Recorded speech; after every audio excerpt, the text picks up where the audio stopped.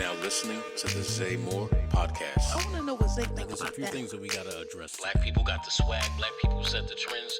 We are the culture. We got a reality star for our president. It's insane. Even if they try to erase black history out of schools, it's not going to erase black history. Because we've been here. Kendrick Lamar definitely beat Drake in that battle. Hands down. At the end of the day, I'm going to keep it real with my people. Because if we don't keep it real with each other, who will?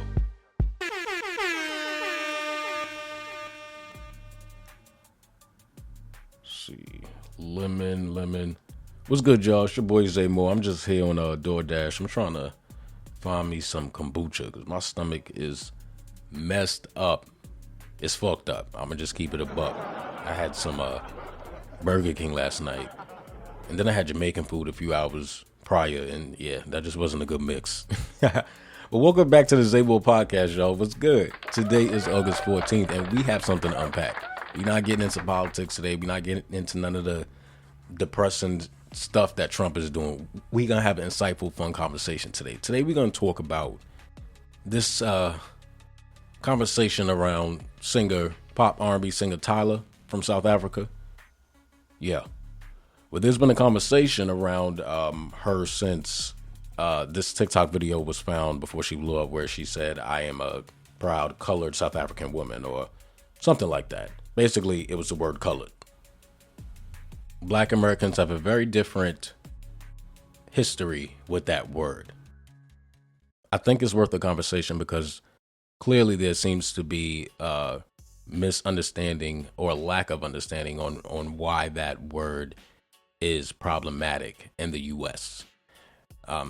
So I want to view it from a few lenses, historically, culturally, and we're talking about the music industry. So we got to talk about it business-wise as well, because all of that affects. There's a lot of elements when it comes to the identity and marketing that affect the business. So we're going to talk about it all. I hope by the end of our conversation today, you leave with not thinking it's about more so telling someone how they should identify, but just being culturally aware. And I have this conversation a lot with my friends, right? You know, when you travel to certain places, you need to be culturally aware of what is acceptable, the ways and the teachings of that specific area or place you are at, because it's just out of respect, right? And especially when you're doing something like music, when you're someone in media, you know, if you want to appeal to the masses, you have to be very careful on singling out a fan base. And Black Americans make up a large portion of the music industry, right? Let's just call it a buck. Hip hop is the biggest selling genre. So yeah, definitely worth the conversation, and we gonna get into it. Y'all ready? All right. So, little background on who Tyla is in case you guys don't know. Tyla, she is a singer, pop R&B singer. She was born January 30th, 2002 in Edenville and raised in Johannesburg, South Africa. Her musical roots are a blend of Indian, Zulu, and Irish descent. Tyla grew up immersed in diverse music from South Africa genres, and also global genres like R&B and pop icons Aaliyah and Rihanna. Her career liftoff included her debut single Getting Late in 2019. Eventually, she signed with Epic Records in 2021. Now, where we in the U.S. got familiar with her is the phenomenon Water. Of course, when that song dropped, it was all over the radio, TikTok. Everybody was doing the little dance with the water bottle. It was a thing. That song blends, has a lot of elements of, her roots, where she's from, Afro beats, R&B. The music video also has a water feel to it. It was a pretty good record. Definitely a good record for her out the gate. And TikTok, we gotta call it a buck again, a spade. Definitely helped push that song to where it was. Definitely. That song and TikTok, hand in hand, helped to get global eyes on her. And that's just what it is. She's the first South African solo artist to hit the U.S. Billboard Hot 100 in 55 years. First South African solo song to hit the U.S. Billboard Hot 155 years. She won the inaugural Grammy Award for Best African Music Performance, and she also nabbed the Billboard Music Award and MTV VMA for Best Afrobeats Video. Now, if we rewind a little bit, before she blew up, she put out a TikTok video. And in the TikTok video, you know, she was doing whatever people usually do on TikTok. You know, maybe showing her hair, doing her face, something like that. But the words splashed across the screen, I am a colored South African. And of course, this kind of resurfaced. I don't believe no one had saw the video until she blew up. And she went on to say that I am a colored South African means basically to her that she just comes from a lot of different cultures. Now, in the U.S., we know that the word colored, when we're referring to Black Americans, has a very, very different context historically. That word, very tied to the Jim Crow era, you know, was used to segregate our people. You know, it wasn't that long ago where there were signs up that read colored only, right? Whites only. Fountains that said for colored use only, right? For white only. Like it really wasn't that long ago. And when we rewind back to the colonized days of South Africa, right? When the Dutch and, you know, those other whites came and took over, they began to classify people they began to classify the races of people, which determined hierarchy, right? It determined what class you were. We had whites, Indians, colored, and at the bottom of that list was Black Africans. So already we're starting the grooming of, okay, well, there is a class here, and I'm colored, so I'm more palatable. I'm closer to what the leader wants, right? I'm closer to what the man in charge sees as deemable.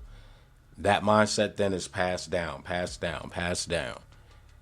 Now, think about being a South African person, right? Where, and again, nobody is saying that she doesn't like Black people, but sometimes unknowingly, when you are brought up a certain way, or when you are brought up, when you are brought up a certain way, you think a certain way, you move a certain way, and you might not even mean to do it, right? So who knows? She could be thinking that she is better because where she comes from, there was already a class set up where it's like, okay, I'm third on this list. I'm not first, but hey, I'm not last either.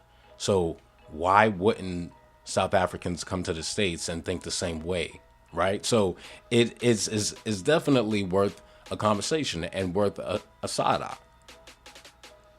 Now, when we pair that with also the talks of her not being likable, right? There was the incident where she was on stage accepting an award, and there's this thing where she says like all of her awards are heavy, like, oh my God, they're so heavy. Oh, it's so heavy.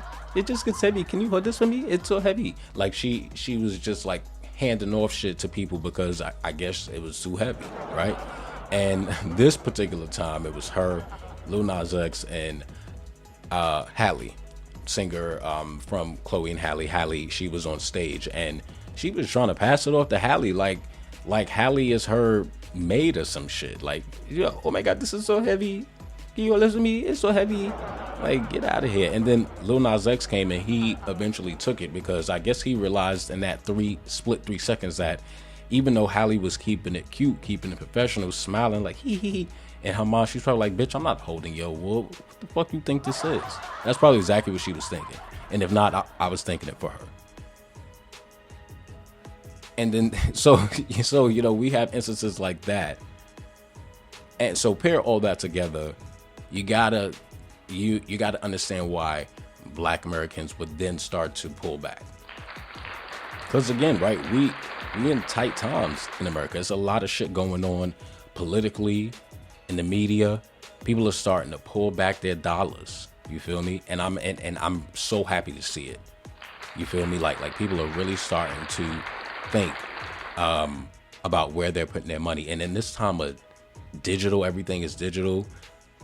Again, we are the product when it comes to digital services. So you have to now start thinking about, okay, well, if I'm really going to stand on business, I'm not streaming this. So I'm not watching this. You feel me? I'm not engaging in this content. I'm not giving this person or whatever any views. People are starting to think that way now.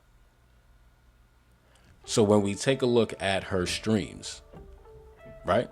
Because we're not going to take any of her accolades away. The girl's doing her thing, right? She, I believe, Water has, like over 1 billion streams. And then she has her second single that was good, I think, Push a Start. Yeah, that has over 1 million or so streams. But when we look at the EP that she just, put out, 3,700 units, there is a disconnect somewhere. The numbers are not numbering. And it's really easy in this time of digital everything to misinterpret numbers for success and talent. Because with everyone having a cell phone, right, and now the internet is intertwined with everything we do, our TV, our phones, our laptops, our watches, we have playlists that just automatically play by themselves. We're sometimes giving all the streams, not even knowing it. So that's one thing to consider. Then you got to also take a look at, again, the whole TikTok aspect of it, how everything just blew up because of the dance, and it became commercial because it was fun, right? It was popular. But when we take a look at this EP, 3,700 units, what that says to me is, people are tuned in for the hype, but they're not seeing enough talent to invest into the full body of work. That's what I'm seeing. And this is not the only artist who's going through this. I'm not going to name them, but there's a few other artists that do very, very, very well when they're putting out singles. But when they drop an album, it's like crickets. So she's not the only one that goes through it. But her situation is very particular because now we have this racial conversation hovering over it. In South Africa, and I'm gonna butcher this man's name. I believe his name is John van Riebeek, I believe. He was a Dutch navigator, ambassador, and a colonial administrator of the Dutch East India Company. So this man essentially is seen sort of as like the founding father of South Africa. White man, by the way. White man.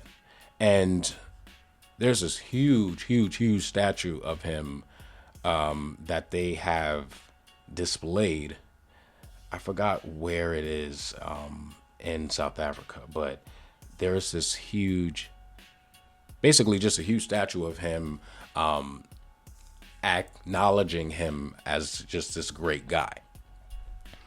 And I side-eye that too, because this is the guy that colonialized y'all. This is the guy that started the whole hierarchy of races out there. You feel me? This is the guy that started that mindset of palatable, right? Being palatable. I'm palatable, so I'm better. And you're not gonna know you're thinking that way if you're raised in that type of mindset, around that type of environment. So again, you have to look at the history of it. Look at the history of the South African people, and just understand why us as Black Americans would feel a certain type of way. Now, on the self-identity piece, does that mean we as Black Americans get to tell people how to identify? No, right? No one gets to tell anyone how to identify. However, back to the business viewpoint of it and the music industry viewpoint of it, you want to be careful on singling out a specific group of people, especially when your market, you're collaborating with a lot of hip hop artists, you're in these rooms with a lot of other black artists. So for you to single yourself out and then not address it directly when you're asked is going to make people look at you crazy. And then when you do the history on South Africa and the palatableness of it all and all that, it's just like, okay, well, you could be thinking this way unconsciously, right? You really could think, hey, where I'm from, I'm better than black Americans. So I'm in the States, I'm still better than black Americans. You could really be thinking that way, We're not saying you are, but I mean, that's what people are thinking. And hey, I mean, even if you take a look at the Cold War, I don't know if y'all know anything about the Cold War, but during that time, the U.S. and South Africa, they was exchanging a lot of media. It was a lot of exchanging going on. But South Africa, based on what I learned doing my research here, they were shooting out negative stereotypes of black Americans. We just do nothing but steal and shoot, crime, poverty. This is what they were showing on their channel. And they were minimizing the stories of black success and political power during the Cold War era. So if you don't think that some of those black South Africans internalized those colonial messages, you're bugging. You're bugging. And I don't think coming to the States changes it. I just think it intensifies that mindset if you already have it. And again, unconsciously, right? Because no one is saying that Tyla's walking around thinking she's better than anyone, but where she's from, there is a hierarchy of class. And where she's from, black Africans were looked at as the lowest. You feel me? So yeah, when you make it a point to make a statement like that, and this is why some people, right, some artists and actors, this is why we don't ever hear from them. This is why we don't ever hear from them, because if you know anything about PR and all of that, everything doesn't need a response. You don't have to comment on everything. You don't have to talk about everything. And in this world, we see celebrities are often tight-lipped. They're very private. Now, this was before she blew up, so she didn't know how the game worked, I'm sure. But I bet she knows now, because if she would have stayed ambiguous on the whole race thing, I think that she would have been okay. But when you make it a point, again, right, to make a stance on, hey, I am a colored South African woman, that's great where you're from. But when you want to come to the U.S. and you want to sell to black Americans, you have to know the history of who you selling to. And another thing is, Shorty is young. She's young, so she might not even understand the gravity of this situation, especially in the context and the state of the world right now. Right? She probably don't even understand this. She just, I'm a beautiful girl. I'm from South Africa. They love me. I'm making money. Like that's where her head is. But I'm sure the people behind the business is like, yo, we got to rework this. We got to revamp, because in the words of Jay-Z, do you want to be a trend or do you want to be Ralph Lauren? You feel me? That Water song had her around for a while. You feel me? She was everywhere performing that. I think she performed it on the Victoria's Secret show. She performed it on Jimmy Fallon. Like, she was just all over the place. But it's very, very hard to recreate, especially that early in the game, right? Got a $1 billion streamed song, first big song, you feel me, to hit the U.S. market for you. Can we get that again from Tyla with this racial controversy hanging over her head? Who knows, right? Who knows? But I think it's important to address things head on, right? If she would have addressed it head on when Charlamagne asked her, I think that would have nipped it in the bud. I think it would have went over a little more easy for her, not addressing it and, looking to her manager or PR person in the background just created more of a stain, in my opinion. And then again, when you pair that with where she's from and the history of where she's from and why someone from where she's from might think the way they think, everything is up for interpretation at that point. That's kind of just what it is. So what I say to all of this is we want to be historically aware. We want to be respectful. And we're not telling people how to identify. However, when you decide to go into a business where presenting yourself as the product is what you're going to be doing, you have to sit down and strategically figure out how to appeal to masses without offending or disrespecting anyone. And she does have that responsibility because she is a person of color. And if you don't want that responsibility, then go be a nurse. Go do something where you're not yourself going to be the product, you feel me? And you will have all of these marketing responsibilities and tactics that you will need to follow to make sure you are a success, because that's really just the name of the game when it comes to the music industry. If you want to be successful, you better make sure you can appeal to the masses. At least now, right? To me, there is no money in putting yourself in a box anyway. So why would you want to put yourself in a box? Oh, I know why, because your colonizer trained you guys to think that way. But let me not kid. I kid. Oh my God, it's so heavy. Can you hold it for me? It's so heavy. Can you hold it? Oh my God, it's so heavy. Can you hold it for me? Man. Hey. But I hope something I said today made sense to y'all. And it was only 50, 60 years ago where that term colored was banned and, people stopped using it. So it wasn't that long ago. I remember my grandmother telling me some stories, about she would go into this place called Woolworth, I think it is. Yeah, Woolworth.